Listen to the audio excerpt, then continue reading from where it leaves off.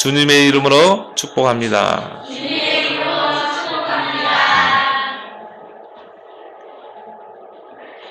역사를 주관하시는 하나님께서 이 세상을 움직여 나가시는데 사람을 통해서 이 지구를 움직이시고 또 역사를 움직여 나가시는 줄 믿습니다. 근데 하나님이 0.1%의 사람을 통해서 이 모든 세상의 이 역사를 움직이시고 주관하고 계시는 것이죠. 특히 뭡니까? 경제죠. 경제는 우리가 이 세상을 살아가는데 필요한 것입니다. 여러분이 경제가 없으면 헌금도 제대로 할 수 없어요. 또 교회를 섬길 수 없습니다. 내가 선교에 헌신하고 싶어도 경제가 없으면 안 되는 거거든요. 또한 이 경제가 없으면 우리가 이 세상을 살아가는데 많은 제약을 받게 되죠. 일단 경제가 있어야 자녀들도 교육시킬 수 있고 또 우리가 생활 필수품도 구입할 수 있는 것이죠. 이 경제는 우리에게 절대적인 것은 아니지만 필요한 것입니다. 근데 하나님이 이 세상을 움직이는데 0.1%의 경제인을 통해 이 세상을 움직여 나가신다 이 말이에요. 이 지구상에는 인구가 한 70여 된다고 그러죠. 70억 인구의 0.1%면 한 700만 정도가 됩니다. 0.1% 가지고 하나님이 이 세상의 경제를 움직이는 것입니다. 여러분이 그 속에 있길 바랍니다. 우리 후대들은 당연히 이 속에 들어가야 돼요. 그 700만 속에 들어가야 한다 이 말이죠. 근데 이 축복은 원래 하나님께서 우리 인간에게 주신 약속하신 축복이죠. 하나님이 우리 인간을 하나님의 형상으로 지으시고 생육하라, 번성하라, 충만하라, 정복하고 다스리라. 바로 우리에게 이 세상을 다스릴 수 있는 이 축복을 우리에게 줬다니까요. 하나님이 아브라함을 부르시고 그 아브라함에게 주신 약속이 뭡니까? 너는 본토 친척 아버지 집을 떠나 내가 네게 지시할 땅으로 가라. 그러면서 너는 복의 근원이 될지라. 너를 축복하는 자를 축복하고 너를 저주하는 자를 저주할 거다. 너와 네 후손을 통해 큰 민족을 이루고 천하 만국이 너를 통해 복을 받게 할 것이다. 그렇죠? 여러분 때문에 여러분을 통해서 천하 만민이 복을 받는 이 0.1%의 축복을 저와 여러분에게 주신 거예요. 여러분을 복의 근원으로 부른 줄 믿습니다. 그런데요, 99% 또 99.9%의 사람들이 이 축복을 다 놓치고 사는 거예요. 그러니까 불신자의 이 노예로 살 수밖에 없죠. 불신자 심부름하고 살 수밖에 없는 것입니다. 특히 뭡니까? 기독교인들은 그렇다니까요. 우리에게 이 축복을 주셨는데 우리에게 아브라함에게 주신 축복을 줬어요. 그래서 바울은 말합니다. 이 축복은 아브라함에게만 준 게 아니라 그를 따라서 이 언약을 붙잡고 가는 저와 여러분들에게 다 같이 주신 축복이래요. 우리를 복의 근원으로 불렀다 이 말이죠. 우리를 통해서 천하 만민이 복을 받도록 하나님 우리를 불렀다 이 말이에요. 근데 우리가요 이 축복을 놓치고 있다 이 말이에요. 그래서 불신자 실컷 심부름만 하고 결국은 이 세상을 마감하는 것입니다. 근데 우리는 성경에서 볼 때 성경의 그 인물들 중에 아브라함을 보세요. 아브라함은요 그 근원적이고 시대적이고 대표적이고 기념비적이고 불강력적인 축복을 받잖아요. 너는 복의 근원이 될지라. 뭡니까? 근원적인 축복. 너를 통하여 천하 만민이 복을 얻게 할 것이다. 대표적인 축복. 너를 통해 큰 민족을 이룰 것이다. 시대적인 축복. 너와 네 후손을 통해 하늘의 티끌같이 바다의 모래와 같이 큰 민족을 이룰 것이다. 뭡니까? 기념비적인 축복. 이 축복을 막을 자가 아무도 없게 하겠다. 불강력적인 축복. 이 5가지 축복이 아브라함과 같이 언약을 붙잡은 저와 여러분들에게 이미 와 있는 줄 믿습니다. 아브라함이 0.1%의 축복을 받았다. 그 아들 이삭을 보세요. 한 해 농사를 지으면 100년의 축복을 받은 것입니다. 썸이 축복을 받은 것입니다. 0.1%의 축복을 받은 거예요. 여러분이 이 정도 돼야 진짜 세계 선교할 수 있어요. 여러분이 한 해 농사를 지으면요, 한 해 수입이 100배의 수입이 왔다. 교회 다 세울 수 있습니다. 우리 알루트시 세울 수 있습니다. 렘넌트 키울 수 있는 거예요. 근데 이게 우리의 노력으로 되는 게 아니라 이미 주어진 거라니까요. 우리가 이 언약을 붙잡고 우리는 도전해야 될 줄 믿습니다. 이 축복을 받은 왕이 한 명 있어요. 다윗입니다. 이 0.1%의 하나님 축복을 받아서 어떻게 했습니까? 성전 지을 모든 준비를 다 하잖아요. 그래서 다윗이 그 0.1%의 그 하나님의 축복을 받고 나서 하나님께 고백한 게 나오죠. 역대상 29장에 보면요. 하나님, 부와 기가 하나님께로 말미암아. 부와 기가 하나님의 손에 있습니다.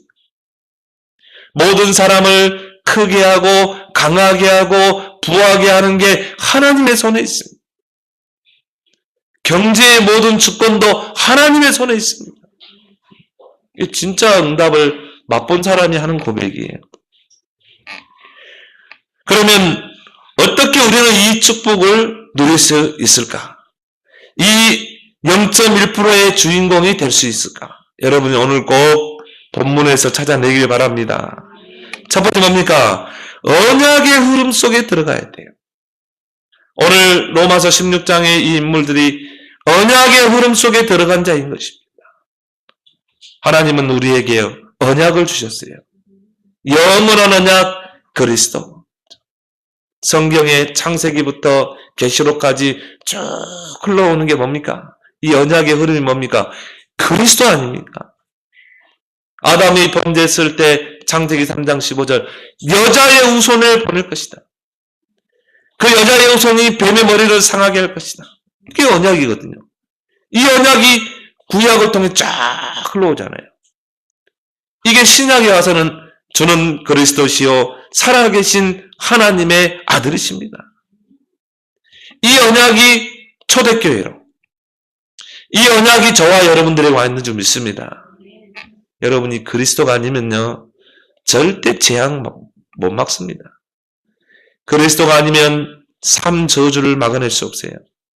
그리스도가 아니면 우리 가문의 영적 문제 해결할 수가 없습니다. 여러분이 그리스도 언약 붙잡을 때 가문에 흘러오는 이 저주 재앙이 무너질 줄 믿습니다. 그래서 이게 흘러온다니까요. 그래서 출애굽기 10장 4절 5절에 우상 만들고 절하면 3, 4대 재앙이 흘러가는 것입니다. 후대에게 이 가문의 재앙이 흘러가는 거예요. 영적 문제가 흘러가는 거예요. 그래서 성경만 우상 숭배를 금하는 것입니다. 성경만 제사를 금하는 거예요. 왜? 이 재앙이 후손에게 흘러가는 거예요. 근데 여러분이 정말 그리스도 언약 붙잡고 영적인 싸움을 싸우고 기도할 때 이 흐름이 끊어질 줄 믿습니다. 우리 가문의 영적 문제 재앙의 흐름이 끊어지는 거예요. 출애굽기 20장 6절에 보니까 하나님을 경외하는 자 천대까지 축복이 흘러가리라. 여러분 한 사람이 그리스도 언약 붙잡고 여러분 한 사람이 그리스도 이름으로 영적 싸움을 싸우고 여러분은 후대에게 이 언약의 바탕을 잘 전달해서 아브라함이 붙잡은 이 언약의 흐름이 이삭에게 그 이삭에게 전달된 언약의 흐름이 야곱에게 그 언약의 흐름이 요셉에게 아브라함의 가문 4대 만에 세계복음화 인물이 나왔다니까요. 그게 요셉 아닙니까?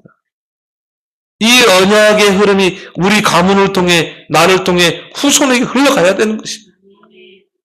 그러면 하나 우리 가문을 축복의 가문, 세계의 복음화의 가문으로 쓰실 줄 믿습니다. 우리 이 성도들 가정의 자녀들을 보니까 확실히 달라요. 왜? 엄마 뱃속에서부터 이 복음을 듣고 자라거든. 얘들은요, 앞으로 이제 진짜 0.1% 안에 들어가게 됩니다. 그래서 우리 랩런트들은 이제 그릇만 다 키우면 돼요. 나는 237개 나라를 살릴 서밋이 될 것이다. 나의 CVDIP를 찾아내면 되는 거예요. 성경에 보니까 이 축복을 받은 그런 인물들이 있는 것입니다. 그리고 시대적인 언약이 뭡니까? 세계복음화. 이 복음이 땅끝까지 증거되는 것. 그때 예수님이 재림주로 온다고 그랬거든요. 우리가 받은 이 복음의 흐름은 전달돼야 돼요. 내 주위에 있는 모든 사람이 땅끝입니다. 그 사람들에게 이 복음의 흐름이 전달돼야 돼요. 끊어지면 안 되는 거예요. 0.1%의 축복받은 사람들의 특징이 뭡니까? 이 언약의 흐름을 타고 이 언약의 흐름을 현장으로 흘러보낸 것입니다. 후대에게 흘러보낸 것입니다. 그럴 때 하나님이 0.1%의 축복을 준다니까요. 그게 전도 아닙니까? 그게 선교 아닙니까? 그래서 하나님은 마가복음 10장 29절 30절에 전도자는 100배로 축복한다고 그랬잖아요. 다니엘 12장 3절에 하늘의 별과 같이 빛나게 하리라. 이것저것 구하지 말고 너희는 먼저 그 나라와 그를 구하라. 그럼 모든 것을 책임진다고 그랬어요. 여러분 자녀, 미래 다 책임질 줄 믿습니다. 근데 사단은요, 이것만 못하게 하거든요. 이 언약의 흐름이 정말 내 주위에 흘러가도록 해야 되는데 이게 하나님의 시대적인 언약 아닙니까? 그래서 사도행전 1장 8절에 오직 성령이 너희에게 임하면 권능받고 땅끝까지 증인되리라. 여러분이 올해는요, 진짜 한번 결단해봐요.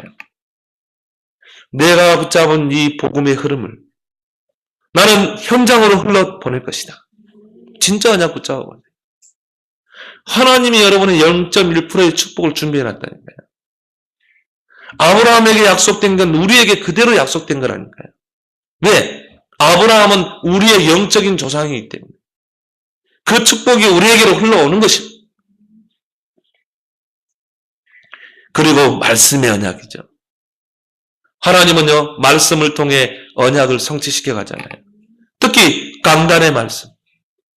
정확합니다, 여러분.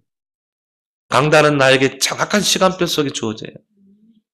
우리가 강단을 통해 언약을 붙잡게 되면 그 속에 0.1%의 축복이 숨겨져 있는 줄 믿습니다. 그래서 에스겔 47장 한번 보세요. 성전 문지방에서 흘러나가는 물이 우리의 발목, 허리, 어디까지 차야 돼요? 머리 끝까지. 그 강단의 말씀에 내가 잠기면 어떻게 됩니까? 그 물이 흘러가는 곳마다 모든 죽은 곳이 다 살아나요. 강단 가지고 여러분이 경제를 살려내고, 강단 가지고 여러분 가정을 살려내고, 다 살려낼 수 있는 거예요. 자, 냇가로 가니까 죽은 냇가가 살아나. 이 흐름이 죽은 강으로 가니까요, 죽은 강이 살아나는 거예요. 이 흐름이 저 바다로 가니까 죽은 바다가 살아났잖아요. 어부들이 배를 가지고 그물을 내리잖아요. 왜? 바다가 살아나니까. 다 살려내게 될 줄 믿습니다.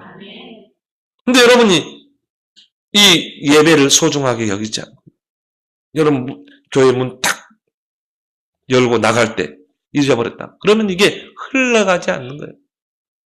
에스겔 47장 꼭 언약을 붙잡길 바랍니다. 흘러가야 살아난다니까요. 강단 하나로 충분합니다. 그래서 하나님이 교회를 세우고 주의 종을 세운 거예요. 성경에 보니까 주의 종은 하나님의 사자라, 그리스도의 대사라. 대통령의 중요한 것을 저 미국 트럼프 대통령이 전달을 하면 대사를 통해서 전달해요. 그래서 대사가 트럼프 대통령을 만나서 그 문재인 대통령의 그 의사를 전달하잖아요. 그게 대사 아닙니까? 저와 여러분들이 그 그리스도의 대사로 불렀다는 거예요. 특히 주의 종을 그리스도의 대사로 부른 거예요. 세우신 거예요. 하나님이 오늘 여러분에게 전달할 말씀이 있는 거예요. 그래서 하나님이 주의 종의 마음과 생각과 입술을 통해 전달하시는 것입니다. 그래서 여러분이 주의 종을 귀하게 여기고 주의 종을 놓고 기도해야 돼요. 예배를 놓고 기도하는 것입니다. 그게 6일 동안 여러분들이 할 일이에요. 예배는 주일날로 끝나는 게 아니에요. 6일 계속 이어지는 거예요. 6일 동안 이 예배의 흐름이 쭉 이어지면서 강단을 놓고 이번 주 강단에서 붙잡은 말씀을 가지고 묵상하고 그걸 적용하고 또 돌아올 주일을 놓고 또 예배를 놓고 주의 종을 놓고 기도하는 것입니다. 그러면 여러분이 오늘 이 자리에 그렇게 기도하고 앉았다면 분명히 하나님은 주의 종의 마음과 생각과 입술을 통해 성취될 말씀을 주실 줄 믿습니다. 여러분 그걸 붙잡고 하루를 한 주간의 모든 죽은 현장을 다 살려내는 것입니다. 이 강단에서 흘러가는 나오는 물을 다 흘려보내는 거예요. 다 살려내는 거예요. 강단의 언약입니다. 그리고 우리는요 세계 복음화라는 큰 흐름의 줄기를 우리는 타고 갑니다. 그래서 전체 메시지, 우리 본부에서 흘러나오는 이 전체 메시지를, 이 흐름을 같이 타야 됩니다. 그런 사람을 보고 언약 백성이라 이렇게 말합니다. 저와 여러분들은 그냥 성도가 아닙니다. 그냥 교인이 아닙니다. 언약을 붙잡고 언약의 흐름을 타고 그 언약을 전달하는 바로 언약 백성인 줄 믿습니다. 그래서 신앙생활은 이 언약을 붙잡고 흐름을 따라가는 것. 이게 신앙생활이에요. 이걸 보고 다른 말로 언약의 여정이라고 그러죠. 이 언약을 붙잡고 내 인생의 여정을 떠나는 것입니다. 요셉이 떠났던 그 언약의 여정, 다윗이 갔던 그 언약의 여정을 우리가 가는 거예요. 근데 이 렘넌트 7명의 특징이 뭡니까? 언약이 분명했거든요. 요셉은 어릴 때 꿈을 통해 그 언약을 붙잡고, 다윗은 사무엘을 통해 언약을 붙잡았잖아요. 사무엘은 그 어머니를 통해 전달됐잖아요. 나시는. 바울은 뭡니까? 로마도 보아야 해라. 확실한 언약이 있었어요. 그리고 언약의 여정을 떠나는 것입니다. 그러면 하나님이 언약을 이루실 줄 믿습니다.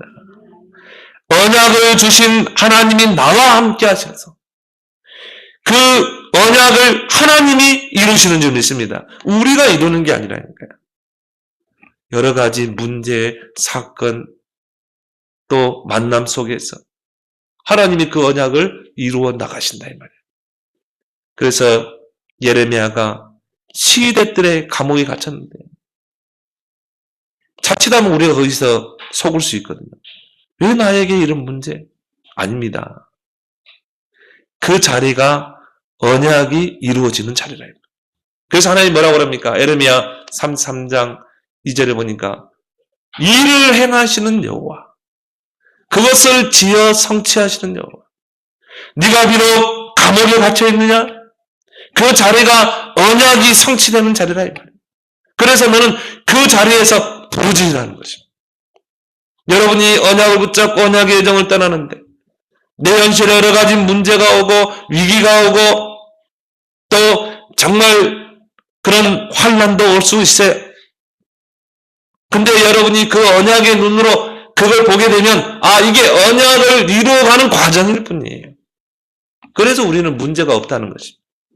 문제가 안 된다는 것입니다. 요셉이 언약을 붙잡고 언약의 여정을 떠나는 요셉이 노예로 갔다 이 말이에요. 그게 문제가 아니라 이 말이죠.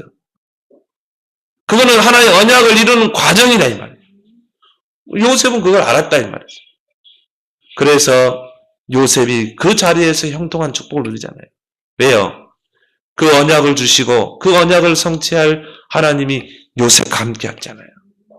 여호와께서 요셉과 함께하니 그가 형통한 자가 돼.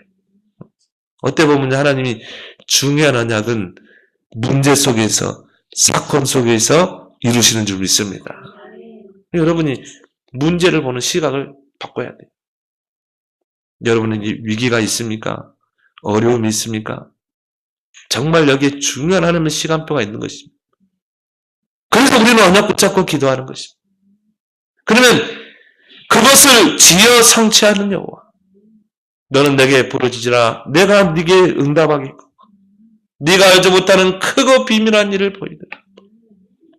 그래서 마태복음 28장 16절 20절에 부활하신 예수님이 제자들에게 너희는 가서 모든 민족으로 제자 삼아라. 그러면서 뭐라고 그랬어요? 하늘과 땅의 모든 권세로 세상 끝날까지 너희와 항상 함께 우리에게 세계 복음화의 언약을 주신 주님이 하늘과 땅의 배경으로 우리와 함께 하시는 줄 믿습니다. 그 말은 뭐예요? 하나님이 이루신다 이 말이에요. 우리는요 언약을 딱 붙잡고 그 언약의 흐름 따라가면 돼요. 신앙생활이 어떤 사람에게는요 고달퍼요. 세상 사람들은 여러분 오늘 일요일 날 놀러 간다니까요. 자 등산도 가고 이 가까운 데 여행도 가고 낚시도 가고. 근데 여러분도 오늘 교회에 나와야 되죠. 여러분 또 교회 와서 예배 드려야 돼. 또 오후 예배까지. 또 수요 예배 나와야 돼. 얼마나 고달픕니까? 그죠? 거기다 사모놀까지 해야지. 근데요, 언약의 여정을 따라가는 자는요, 신앙생활이 쉬워요. 그죠? 내가 너희에게 지어주는 짐은 가볍고 쉬우니라. 신앙생활이 어렵습니까? 힘듭니까? 언약 붙잡고 그 언약의 흐름을 따라가길 바랍니다. 물줄기를 거슬러 올라가려면 힘들어요. 근데요, 물살에 나를 맡기면 어떻게 됩니까? 흘러가는 거예요. 그 물살이 흘러가는 대로 내가 흘러가는 것입니다. 얼마나 편합니까? 애써서 뭐 노를 저을 필요도 없어요. 그렇다면 언약의 여정 속에 있는 모든 문제, 사건, 어려움은 모든 거 다 축복인 줄 믿습니다. 이걸 보는 눈을 열어야 돼요. 이것은 하나의 언약을 이루는 과정이다. 나는 그 속에서 하나님의 축복을 찾아낼 것이다. 그래서 다윗은 여호와는 나의 목자이십니다. 나에게 언약 주시고 나의 언약을 이끌어 가시는 목자이십니다. 그러니 내게 부족함이 없습니다. 뭐가 부족합니까? 다 주셨는데. 언약을 주셨다면 다 주신 거 아니에요. 하늘과 땅의 권세로 함께 하시는데. 그것도 그 언약을 성취하는 분이 나와 함께 하시는 하나님인데. 내 인생의 주인이신데. 이것이 어릴 때부터 되어진다면 어떻게 하겠어요? 진짜 0.1% 속에 들어가는 거지. 근데 우리는요, 어릴 때 이게 들어가지 않았어요. 어릴 때 이 언약이 들어가야 돼요. 어릴 때 다른 게 들어간 거예요. 창세기 3장, 6장, 11장이 들어간 거예요. 나 중심, 물질 중심, 뭔가 성공, 출세, 뭔가 해봐야지. 이렇게 들어가요. 이게 언약이 먼저 들어가야 됩니다. 그러니까 이게요, 잘 안 되는 거예요. 이 흐름을 타기만 하면 되는데요. 어떤 경우 또 언약이 끊기기도 하고, 또 주위의 환경을 보고 낙심하고, 사람 때문에 시험 들고, 사람 때문에 갈등하고, 문제 앞에서 염려하고. 근데 우리 랩런트들이 어릴 때부터 이게 들어갔다. 영원한 언약 그리스도. 나는 그리스도로 모든 문제를 풀어갈 것이다. 그래서 천국 열쇠를 네게 준다는 말은 뭡니까? 그거로 다 풀어가라는 거예요. 그거로 모든 걸 다 열 수 있는 줄 믿습니다. 그리스도 이름으로 기도하면 다 열리는 거예요. 자, 어릴 때부터 그리스도 붙잡았지. 어릴 때부터 하나님의 나라 방향 맞추고 세계복음의 방향 맞추지. 그것도 내 힘이 아닌 하나님의 방법, 성령 충만. 이게 딱 들어가면 어떻게 돼요? 이제 언약 붙잡고 여정을 떠나는 것입니다. 그것도 나 혼자 떠나면 외롭잖아요. 근데 하나님이 나와 함께. 얼마나 행복합니까? 그렇죠? 행복한 언약의 여정을 떠나는 거예요. 그 언약의 여정을 떠나는데 때로는 노예로 가기도 하고 때로는 감옥에 갇히기도 하고. 근데 이게 다 행복한 여정이라니까요. 왜? 그 노예의 자리에서도 하나님은 함께 하시고, 그 감옥에서도 하나님이 함께 하시고, 다윗이 사울왕에게 막 쫓겨다녔는데 그때도 하나님은 다윗과 함께 하시고, 이걸 알았다 이 말이에요. 그러니까 내게 부족함이 없다고 그랬죠. 어릴 때부터 이게 된다면 0.1%의 증인될 줄 믿습니다. 왜 우리가 다윗, 요셉, 사무엘을 자꾸 언급합니까? 이 세 렘넌트의 특징이 뭐냐면 어릴 때 이게 된 거예요. 어릴 때 이 언약이 들어가 각인된 거예요. 그리고 이 세 렘넌트는요, 언약의 여정을 따는 거죠. 그리고 하나님이 한 시대를 살리는 그런 일을 이 렘넌트 통해 하잖아요. 그럼 우리 렘넌트들이 바로 이 흐름을 타고 이 렘넌트 7명과 같이 어릴 때 언약이 들어가고 흐름을 타도록 우리는 기도해야 될 줄 믿습니다.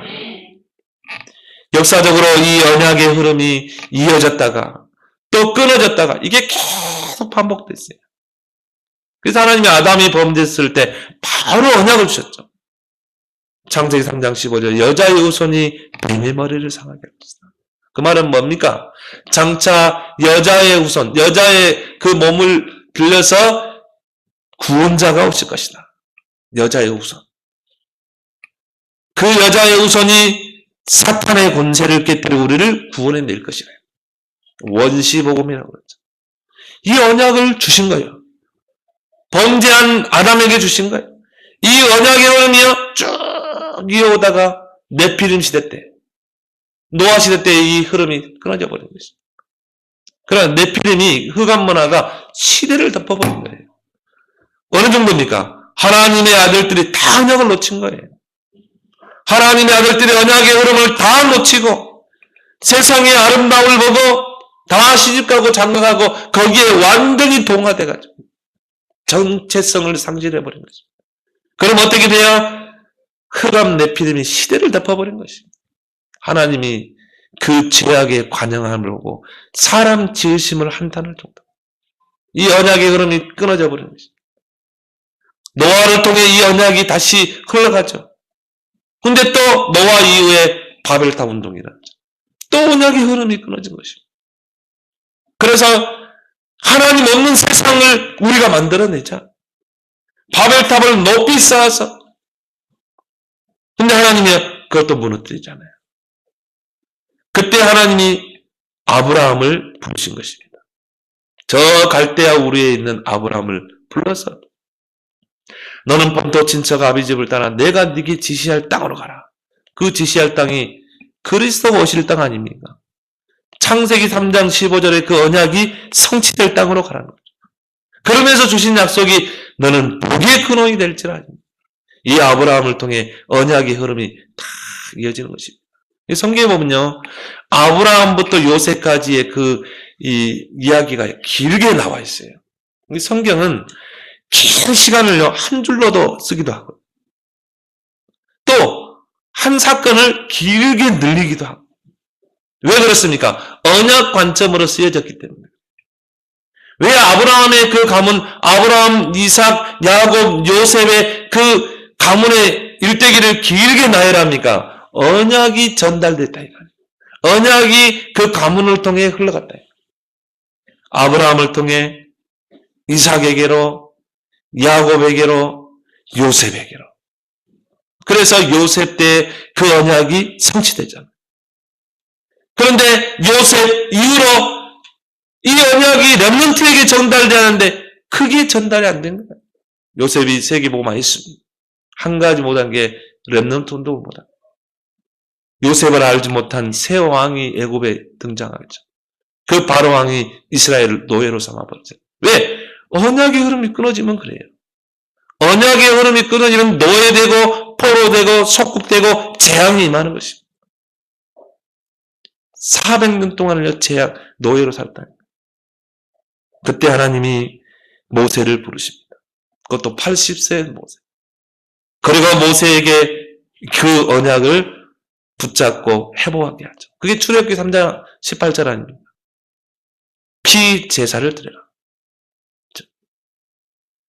그 언약을 붙잡고 이스라엘 백성이 애굽에서 해방되어 나오죠.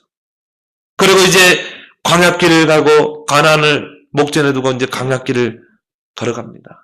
그 광야길에서 하나님이 이스라엘 백성에 주신 언약이 신명기 6장 4절 9절이래요. 너는 저 가나안 땅에 들어가거든. 네 후손들에게 이 언약의 흐름을 각인시키라. 부지런히 각인시켜라. 너희들이 애굽에서 400년 노예 생활했지 않냐? 왜 노예 생활했느냐? 언약의 흐름이 끊어졌어. 그거를 교훈 삼아서 그런 실패가 반복되지 않도록 너희들이 언약적인 한을 가지고 너희 후대에게 이 언약의 흐름을 바톤을 전달해라. 부지런히 각인시켜라. 집에 앉아있을 때도 강론하고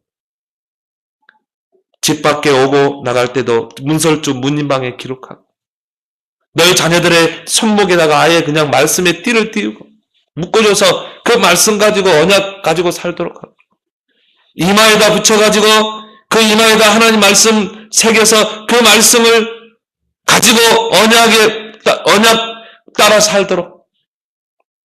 진짜 지금 정통 유대인들 봐봐요. 감정옷 탁 입고요. 터번 쓰고 어떻게 합니까? 진짜 손목에 보면 말씀의 띠를 진짜 말씀대로 여기다가 이렇게 성경 조그만 거 해가지고요.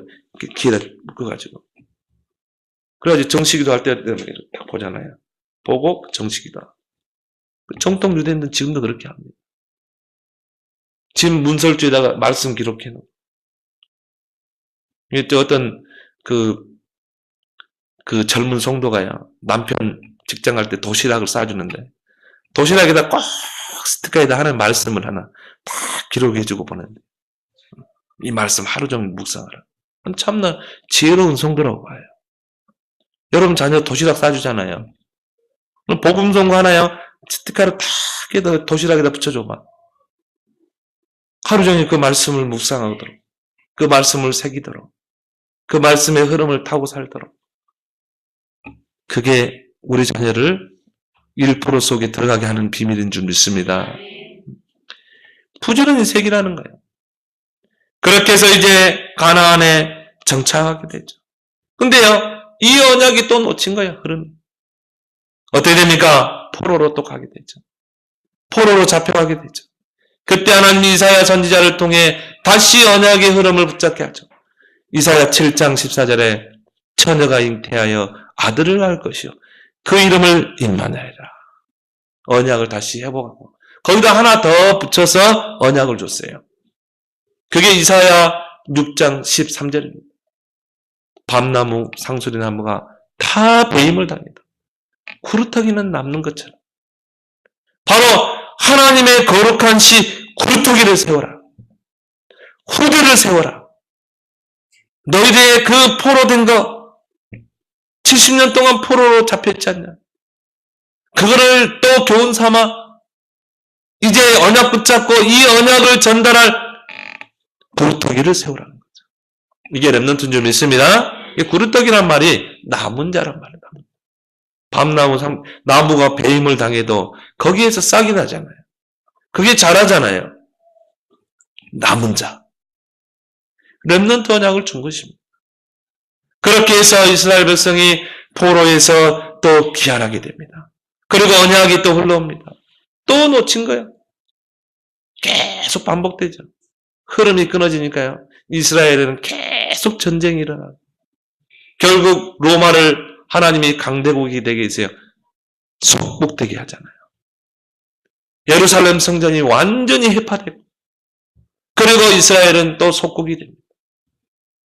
그때 바로 초대교회를 통해 회복한 그 복음이 뭡니까? 주는 그리스도시요 살아계신 하나님의 아들이십니다. 초대교회가 이걸 붙잡은 거예요. 그리스도를 회복한 것입니다. 그리고 하나님의 나라 언약을 회복한 거예요. 이스라엘 백성 전혀 하나님의 나라에 관심 없었거든요. 선민사상에 빠져가지고요. 이방 선교에 대해서 전혀 관심 없는 거예요. 그래서 우리 교회는 작을수록 우리는 선교해야 돼요. 그게 우리 교회가 성장하는 비결이에요. 여러분이 진짜 축복받기를 원합니까? 선교하세요, 선교.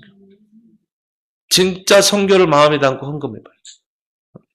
진짜 여러분이 선교를 놓고요, 한 푼 한 푼 모아가지고 그걸 선교국 드려봐요. 이스라엘이 이거 놓쳤다니까요. 그래가지고는 완전히 저주재앙, 이스라엘의 역사는 보세요. 노예가 되고, 포로가 되고, 속국이 되고, 전쟁이 일어나고, 재앙이 나고. 이 성경의 바울은 오죽하면 그걸 거울로 삼으라고 그랬어요. 이스라엘 내 민족이 이렇게 망했는데, 이거를 너희의 교훈으로, 본보기로 삼으라. 그러면서 너희 성도들은 그 실패를 두 번 다시 겪지 말라는 것입니다. 이 흐름이 또 끊었는데 이 초대교회를 통해 회복된 거예요. 그래서 어떻게 합니까? 이 복음이 예루살렘을 넘어서서 이방인에게까지 쫙 퍼져 들어가죠. 그렇게 해서 바울을 통해 로마가 복음화됐다는 거예요. 그렇게 해서 로마가 국교화됐잖아요. 근데 중세시대로 넘어오면서부터 또 이 흐름이 끊어져 버린 거예요.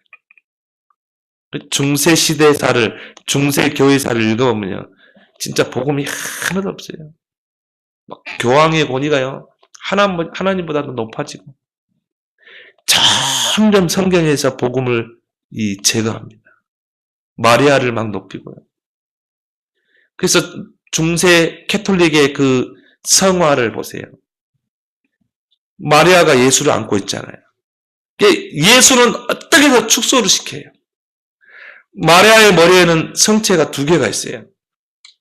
예수 머리에는요, 1개가 있어요. 조그맣게.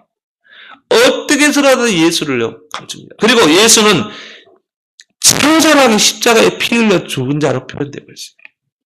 여러분, 캐톨릭의 그 성당에 가면은 그 그림 같은 거 보면 예수님은요, 너무 막 고통스럽고 막 가시에 찔리고 막 못 박히고 막 얼굴이 오만상을 하고 있는 그 현상이에요. 그걸로 끝나요. 예수님은 그냥 우리 죄를 위해 십자가에 저렇게 처절하게 죽었다는 거예요. 승리하신 그리스도는 부각하지 않습니다. 그리고 중요한 건 뭡니까? 왕 되신 그리스도는 절대 이야기 안 합니다. 우리도 그렇게 믿었잖아요. 우리도 그리스도 정확하게 알기 전에는 예수는 단지 우리를 위해 십자가에 죽으신 분, 그렇게만 알고 있었잖아요. 저도 그랬거든요. 저도 신학교 다니고 할 때 그냥 십자가에 처절하게 죽으신 예수 그리스도 이렇게만 알았지, 사탄의 권세를 깨뜨린, 우리를 모든 저주와 사망에서 해방시킨 왕 되신 그리스도는 몰랐거든요. 솔직히. 왜? 사단의 존재를요, 실제적으로 안 믿으려고 했거든요. 사단의 졸개가 악령, 귀신 아닙니까? 어떤 목사가 강대상에서 귀신 이야기하고 사단 이야기하면요, 저 목사는 좀 저급한 목사. 근데 성경에 보면은 다 그 이야기거든. 창세기부터 계시록까지 사단에 대해서 나오잖아요. 예수님의 사역을 보면 귀신을 쫓아냈잖아요. 근데요, 그게 왕 되신 그리스도 아닙니까? 근데 우리는 그걸 언급을 안 했어. 신학교에서도 언급을 안 했어. 그러니까 성도들이 완전히 무기력해가지고 사단 마귀가 활개치는데, 사단 마귀가 우리 가정에 활개치고 우리 자녀에게 활개치는데, 그 왕 되신 그리스도 이름으로 영적인 싸움을 싸우고 흑암을 결박하고 우리 자녀들을 끌어내야 되는데, 그 흑암의 손에서 건져내야 되는데, 무능한 교인, 무기력한 교인, 영적 싸움을 하지 못하는 교인, 사단 마귀가 우리 가문에 이 우상문화, 제사문화, 귀신문화 가지고 12가지로 영적인 문제, 재앙의 문제 가져다 주는데도 무기력한 성도. 내 있는 지역의 현장에 흑암이 활동하는데도 성경 보세요. 하나님의 아들이 오신 것은 마귀를 멸하십니다. 마귀를 대적하라. 너희 대적 마귀가 우는 사자처럼 삼킬 자를 찾고 있다. 요한계시록 12장에 보면요, 옛뱀, 곧 마귀라고도 하고 사단이라고도 하는 자. 성경은 절절절절 사단 마귀의 정체를 드러내고 폭로하는데, 그 사탄 마귀의 권세를 깨뜨린 예수 그리스도, 왕 되신 그리스도를 이야기하고 있는데요. 그걸 모르는 거예요. 이게 중세교회입니다. 그래가지고 완전히 언약의 흐름이 놓쳐버린 것입니다. 그때 루터를 통해 회복되잖아요. 오직 의인은 믿음으로 말미암아 살리라. 종교 개혁을 일으키잖아요. 그 종교 개혁 이후로 세워진 교회가 개혁교회라 이 말이에요. 프로테스탄트라고 그러죠. 개신교라고 그러죠. 근데 또 이게 흘러오면서요, 또 놓친 겁니다. 근대, 현대를 통해오면서. 언약의 흐름이 놓치니까 교회는 신비운동, 뭔가 사회운동, 인권운동, 교회가 종교운동, 지금은 어디까지 갔냐? 통합운동까지 갔어요. 모든 종교는 다 같다. 예수나 석가나 공자나 다 같다. 통합운동이에요. 모든 종교의 구원이 있다. 통합운동, 지금 이게 하나의 대세라니까요. 이런 위기시대, 이런 언약이 끊어지고 흑암이 시대를 덮고 교회가 정말 무너지는 시대에 하나님은 다락방 전도운동을 일으켰대요. 우리가 뭐 특별한 건 없어요. 성경을 회복한 뿐이지. 선지자, 제사장, 왕 되신 그리스도를 회복한 것뿐이에요. 여러분 현장에서 한번 물어봐요, 교인들. 우리는 다른 뭐 특별하다는 게 아닙니다. 놓친 것을 회복했다는 거예요. 우리는 그 언약의 흐름 속에 있다는 것입니다. 현장에서 왕 되신 그리스도 물어보라는 말이에요. 아예 사단을 인정하지 않으려고 합니다. 그래서 사단이 발악을 하는 겁니다. 그래서 어떻게 해요? 누명을 씌울 수밖에 없죠.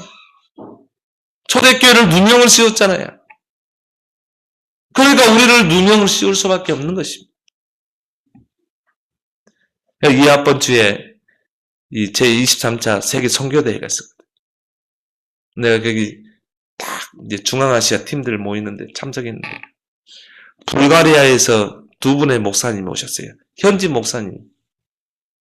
근데 이분이 뭐라 그러냐면은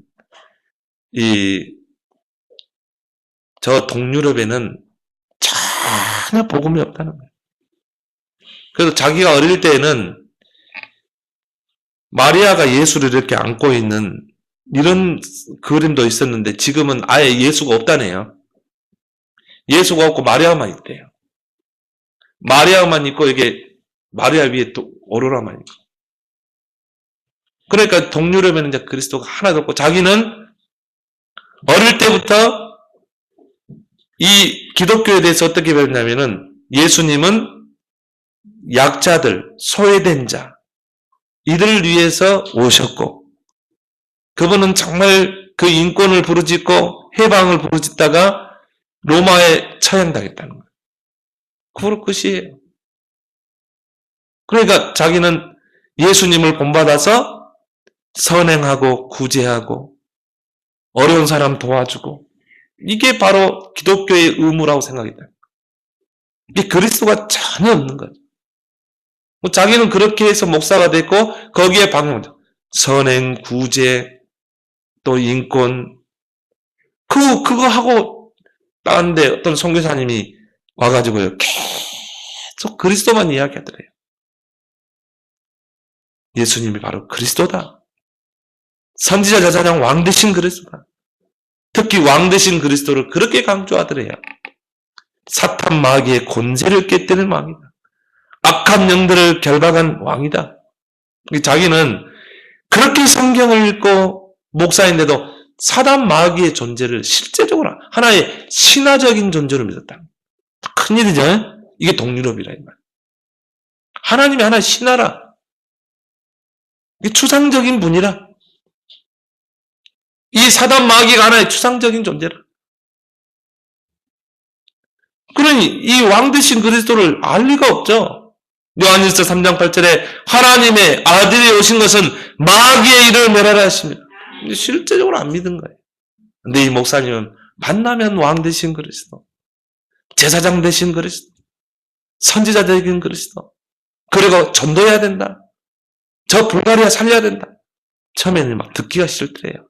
너무 마귀 이야기하고 너무 그리스도 이야기하고. 근데 또 만나자고 커피 한잔 하자고 그러면요. 또 가보면 또 그리스도, 또 전도. 한 2년을 딱 두고 나니까요.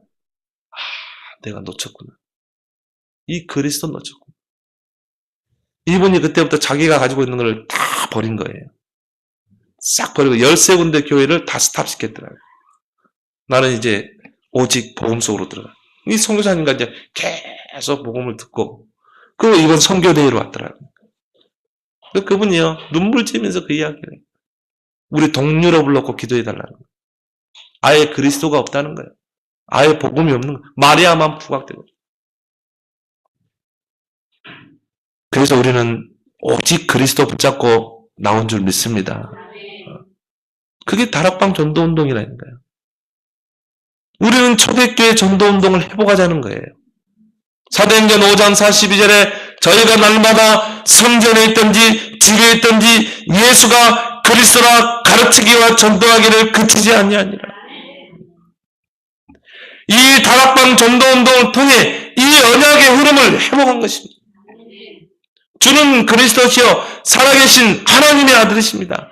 이 언약 붙잡고 우리는요 계속 지금까지 흘러온 거예요.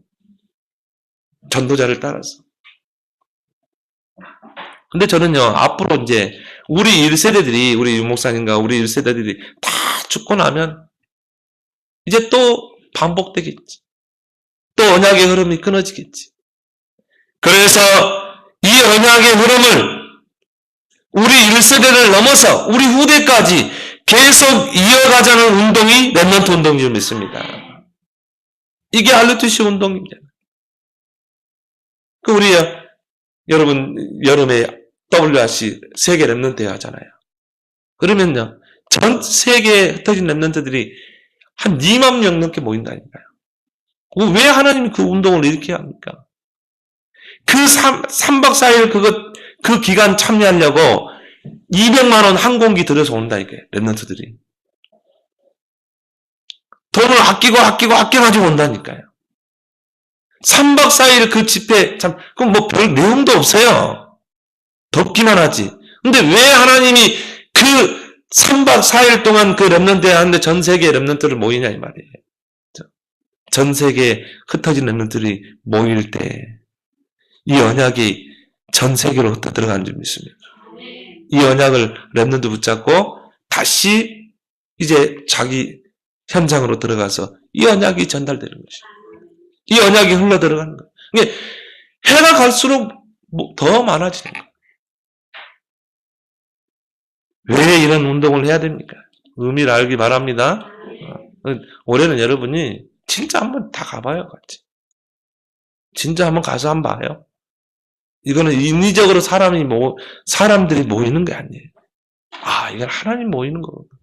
그것도 가장 더운 날 모이거든요. 8월 달에.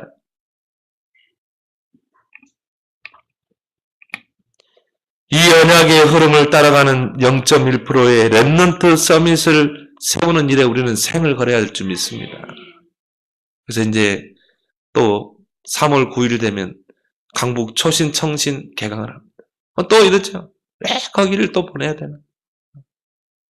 거기 뭐 돈 들여 보내나? 여러분이 언약의 흐름을 못하면요. 이게 이제 돈이 아까운 거야. 보내야 될 이유를 모르는 거예요. 여러분이 한번 안 보내봐요.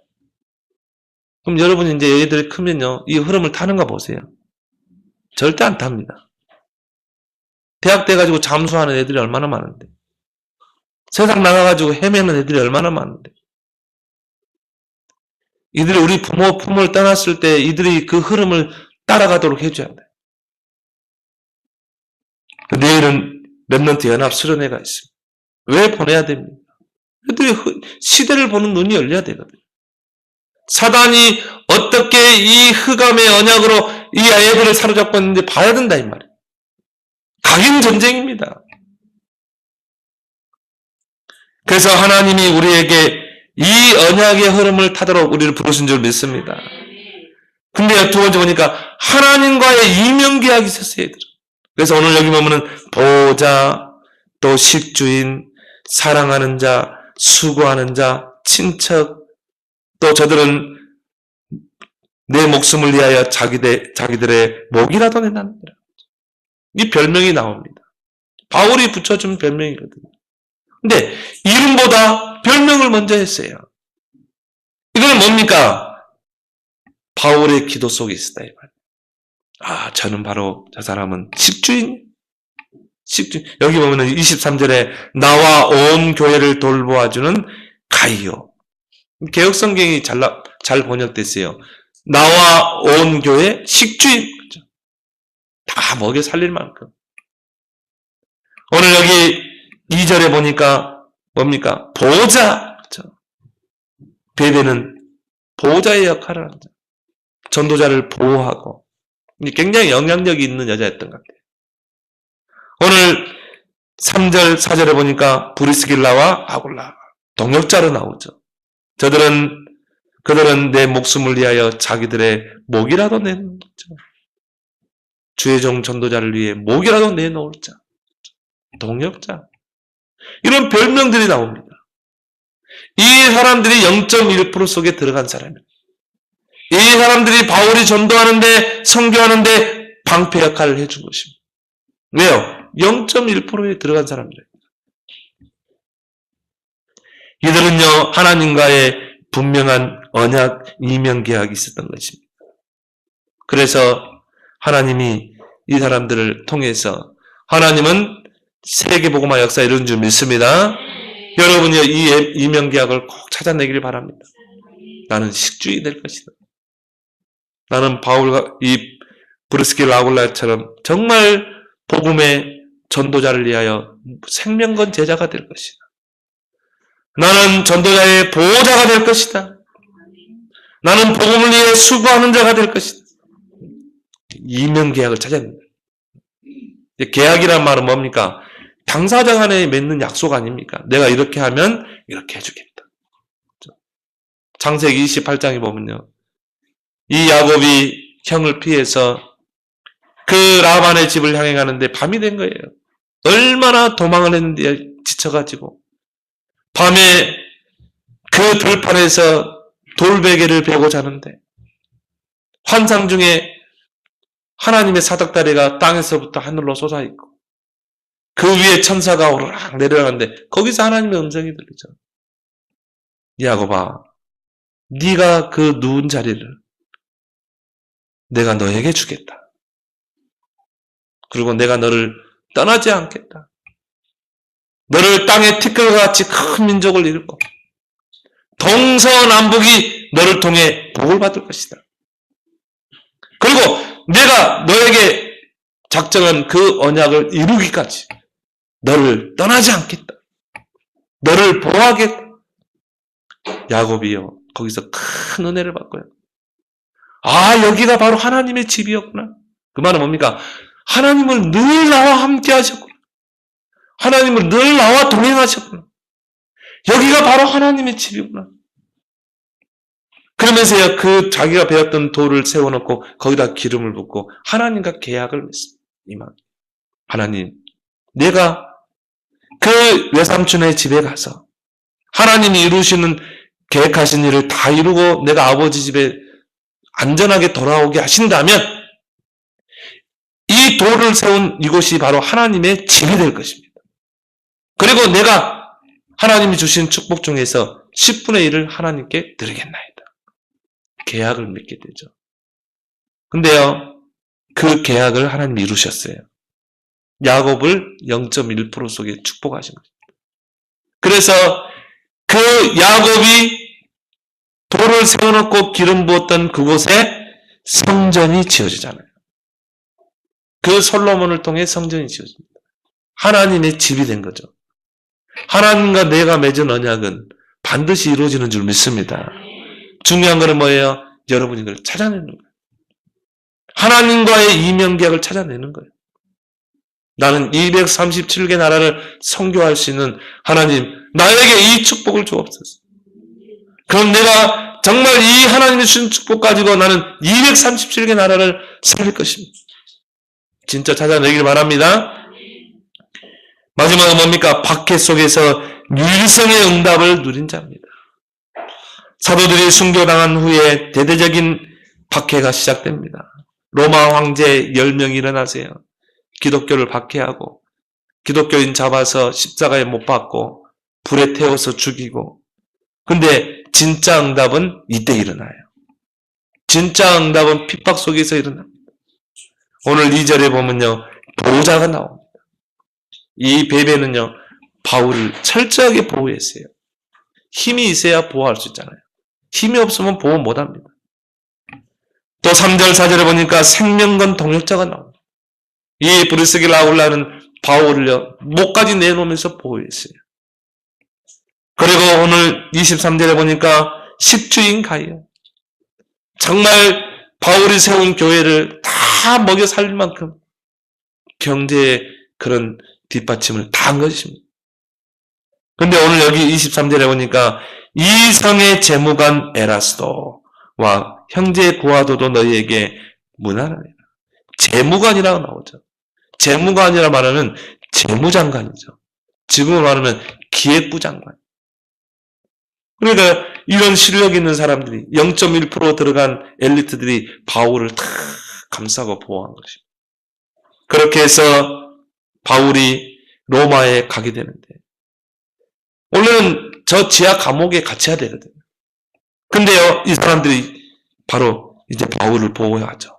그래서 저 지하 감옥에 갇히지 않고 가택연금을 당하게 하죠. 가택연금이라는 건 뭡니까? 집 밖으로 못 나오도록, 집 안에서는 활동하도록. 그래서 세계보고만 하는데 이 사람들이 중요한 역할을 합니다. 그러면 자, 가택연금을 당하게 되면 어떻게 됩니까? 불러들일 수는 있잖아요. 사람을 불러들일 수 있다. 그래서 바울이 사도행전 28장 30절 31절에 보면 제자들을 집으로 불렀어요. 집으로 불러서 제자들을 세우고 파수한 것. 그걸 하고 바울이 순교당했어요. 그 바울이 가택연금 상태에서 세웠던 제자들이 그 로마의 핍박 속에서도 결국 로마를 복음화했다. 바울은 죽고 순교당했지. 바로 0.1%에 들어간 증인들입니다.